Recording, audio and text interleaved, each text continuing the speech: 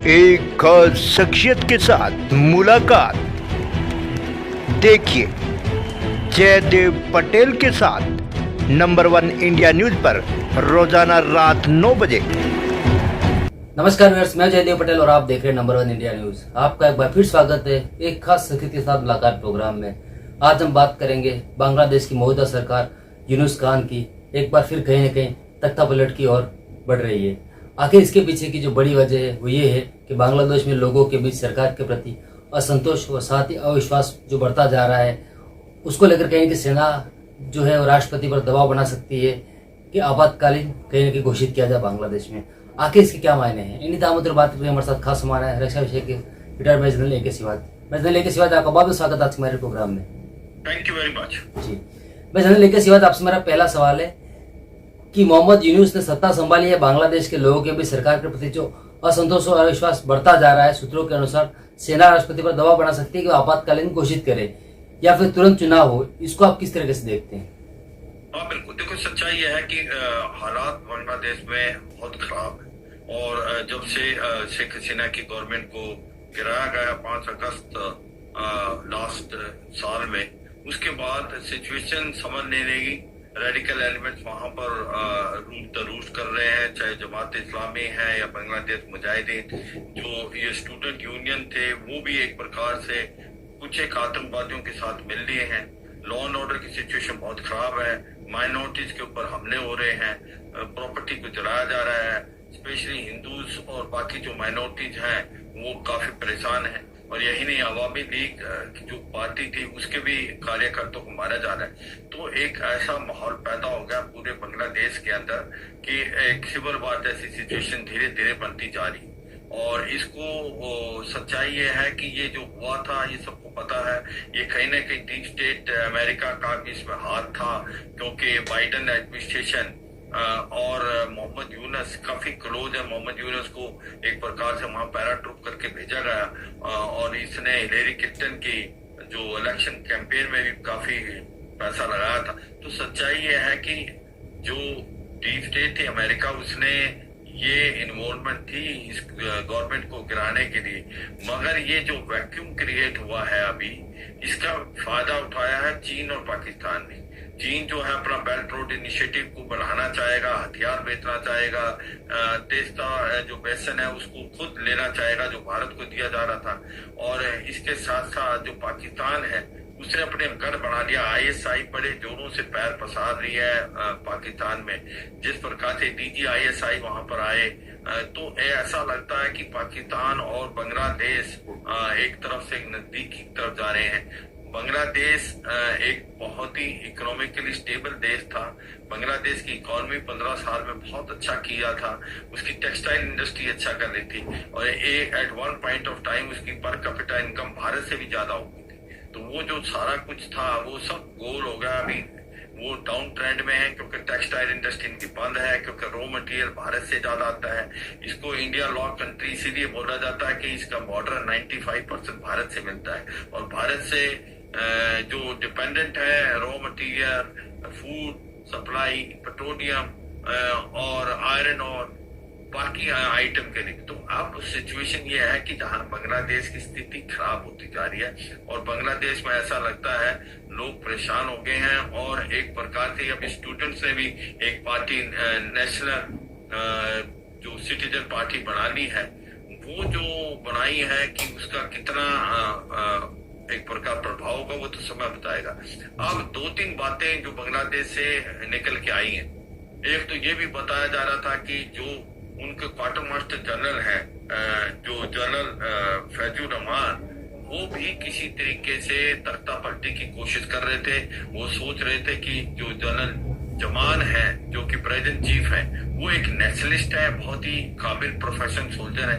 मगर जनरल फैजुर रहमान ये ISI के ये काफी पक्षपात करते हैं और ये पाकिस्तान की ISI के अंडर कमांड कर रहे हैं काम। और इन्होंने ऐसा सुनने में आया था कि जिस प्रकार से DGISI को इन्होंने बुलाया था और जनरल मलिक को उसको लेके गए थे चिटागोंग हिल्स में भी प्लस सिलीगुड़ी कॉरिडोर के पास, मगर वो बात बनी नहीं क्योंकि ये भारत की एजेंसीज को भी पता था और अगवा कर दिया गया था जनरल जमान को।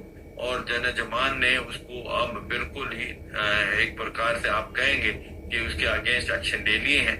तो ये तो सच्चाई है कि कहीं ना कहीं पाकिस्तान की ISI चाहती थी कि इस तरीके से तख्ता बदले कि वो ऐसा चीफ आए जो कि पाकिस्तान के लिए प्रो हो और प्रो ISI, मगर ऐसा नहीं हुआ। जन जमान अब जो है वो कंट्रोल में है आर्मी पॉइंट ऑफ व्यू से, मगर जो अंदरूनी हालात बहुत खराब होते जा रहे हैं। और इसमें आपने बताया कि क्या अभी कुछ ऐसा होने वाला है कि बांग्लादेश के अंदर कि कोई इमरजेंसी डिक्लेयर हो। देखो अभी जन जमान है वो मुझे लगता नहीं कि डायरेक्टली इन्वॉल्व होना चाहेगी, फौज नहीं चाहेगी डायरेक्टली इन्वॉल्व होना बांग्लादेश में अभी भी, मगर वो ये भी चाहेगी कि इलेक्शन जल्दी हो और इलेक्शन जल्दी हो और एक चुनी हुई गवर्नमेंट आए। मगर क्या सिचुएशन ऐसी है कि जो इलेक्शन जल्दी हो सकते हैं, वो ऐसा लगता नहीं। और सिचुएशन दिन पे दिन खराब होती जा रही है, लॉ एंड ऑर्डर की सिचुएशन बहुत खराब हो रही है और मोहम्मद यूनुस के कंट्रोल में चीजें हैं नहीं। मोहम्मद यूनुस की बजाय ये जो जितने भी आपके रेडिकल एलिमेंट्स उनके हाथ में। तो क्या ऐसे में जो जन जमान प्रेसिडेंट को कह के कुछ एक नेशनल इमरजेंसी डिक्लेयर करा दे और इलेक्शन जल्दी हो जब तक कोई और केयर टेकर गवर्नमेंट आए, क्योंकि ये इलेक्शन कराने तक भी काबिल नहीं नजर आ रहे, तो सिचुएशन बहुत नाजुक नजर आ रही। तो ऐसा भी हो सकता है जयदेव साहब जी।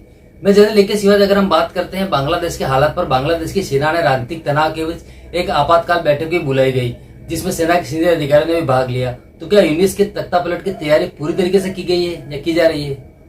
देखो सच्चाई यह है कि सबसे ज्यादा परेशान अगर कोई है तो आज की तारीख में बांग्लादेश की जो फौज है, बांग्लादेश की फौज चाहती है कि वहां पर इलेक्शन भी हो और लॉ एंड ऑर्डर की सिचुएशन ठीक हो।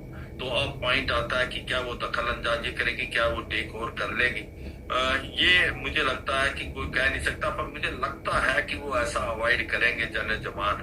वो उनको भी पता है कि जब भी पाकिस्तान की तरह बांग्लादेश में 1971 में जब ये आजाद हुए थे, उसके बाद 10 से 12 बार ऐसे कू कर लिए गए, मगर हर बार जब भी कू हुआ वो मिलिट्री की पावर ज्यादा देर चली नहीं और उसके बाद जो इकोनॉमिक हालात थी बांग्लादेश की खराब होती थी। तो ऐसे में मेरे को लगता नहीं कि डायरेक्ट इन्वॉल्वमेंट जन जमान करना चाहेंगे। वो चाहेंगे कि कोई ना कोई नेशनल इमरजेंसी डिक्लेयर हो और कोई केयर टेकर दूसरी गवर्नमेंट आए, वो इलेक्शन कराए जल्दी से जल्दी, क्योंकि मोहम्मद यूनुस का के कंट्रोल में चीजें नहीं जी। हाँ, अगर सिचुएशन बहुत ही खराब हो जाती है और सिविल वार जैसी सिचुएशन पैदा हो जाती है तो हाँ जन जमान भी टेक ओवर कर सकते हैं, इसमें कोई शक नहीं। मगर ये सच्चाई है, जन जमान अवॉइड करेंगे। वो चाहेंगे कि एक ऐसी केयर टेकर गवर्नमेंट हो जो कि कंट्रोल करे और आने वाला जो इलेक्शन हो वो फेयर एंड फ्री हो और इंक्लूसिव हो। जैसे अवामी लीग को बताया जा रहा था कि इसको नहीं देंगे, तो फिर इलेक्शन का कोई मुद्दा नहीं है, क्योंकि इलेक्शन जो अवामी लीग की अभी भी 30 से 5% बेस है। तो मुझे लगता है ऐसा कुछ होने वाला है आने वाले समय में। जयदेव साहब, मैं जनरल लेके सिवा आपसे मेरा एक आखिरी सवाल है कि पाकिस्तान और बलूचिस्तान में जिस तरीके की अस्थिरता बनी हुई है, क्या आपको लगता है कि कहीं न कहीं बांग्लादेश भी उसी राह पर चल गया है, फिर उसी कड़ी में कहीं के शामिल होने की दिशा में आगे बढ़ रहा है? हाँ बिल्कुल, इसको पॉलिसी देखो, बलूचिस्तान में एक फ्रीडम स्ट्रगल है। बलूचिस्तान जो है कभी पाकिस्तान का हिस्सा बनना नहीं चाहता था।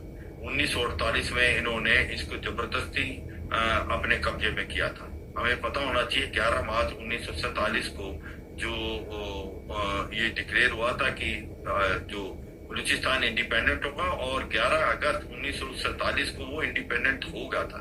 मगर इसको जबरदस्ती बलूचिस्तान को पाकिस्तान ने अपने अंदर मिलाया 1948। उसके बाद कभी भी बांग्लादेश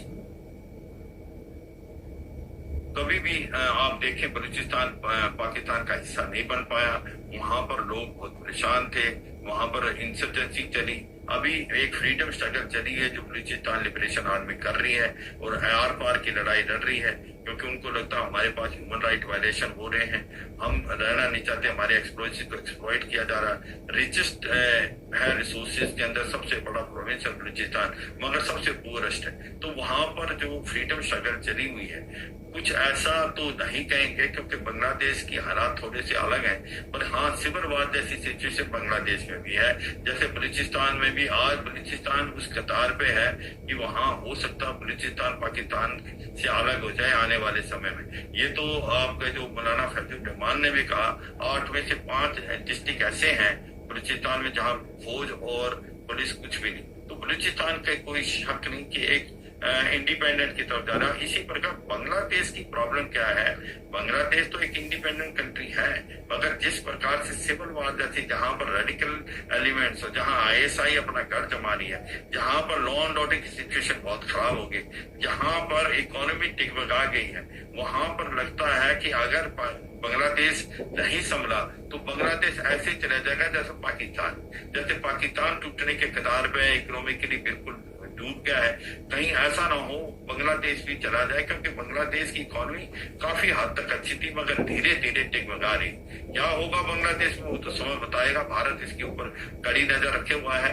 मगर सच्चाई यह है मोहम्मद यूनुस की जो गवर्नमेंट है, जो इंटरिम गवर्नमेंट हर तरफ से फेल हो गई है। आज की तारीख में इसका कोई कंट्रोल नहीं है, रेडिकल एलिमेंट्स घूम रहे हैं, रेडिकल एलिमेंट्स कंट्रोल कर रहे हैं, और ऐसा लगता नहीं कि इलेक्शन जल्दी होंगे, और अगर हुए भी क्या फेयर एंड फ्री और इंक्लूसिव होंगे, ये एक बहुत ही $1 मिलियन क्वेश्चन है। क्या अब जनरल जमान करेंगे, क्या वो चाहेंगे कि एक नेशनल इमरजेंसी डिक्लेयर हो, और या क्या वो टेक ओवर करेंगे, ये भी कहना बड़ा मुश्किल है। मगर वाकई एक चीज कह सकते हैं, बांग्लादेश जो है आज की तारीख में पाकिस्तान की राह पे जा रहा है, और मुझे लगता है वो आने वाले समय में उतना ही इकोनॉमिकली डाउन हो जाएगा जैसे पाकिस्तान आज है।